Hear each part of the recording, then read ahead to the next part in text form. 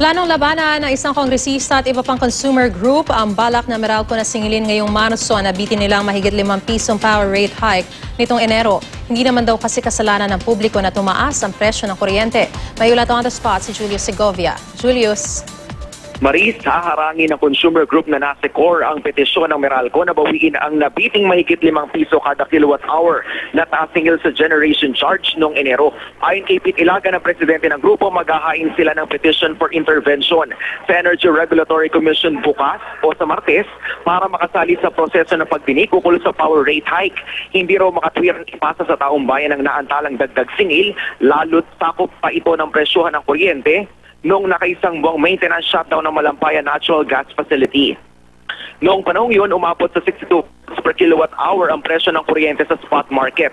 Sabi ni Ilagan, kailangan munang tapusin ng ERC ang investigasyon nila kaugnay sa tunay na naging dahilan ng pagsipa ng presyo ng kuryente noon.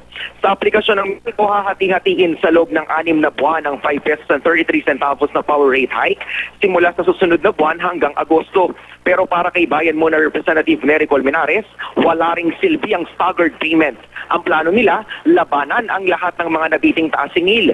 Kung tutuusin, wala raw kasalanan ng publiko sa pagsipa ng presyo ng kuryente noong Disyembre at Enero na nagdulot ng maintenance shutdown ng Malampaya na sinabayan ng forced outages ng ilang planta noong namang Nobyembre. Hindi raw dapat ipaako sa consumers ang halos 10 pisong nabiting power rate hikes na ani bunsod ng naging kapabayaan ng ilang energy players. Nauna nang sinabi Maris ng ERC na dadaan pa sa proseso ang petisyon ng Meralco bago maaprubahan. Yan muna ang pinakasariwang balita mula pa rin sa Quezon City. Balik sa iyo, Marie. Maraming salamat, Julius Segovia.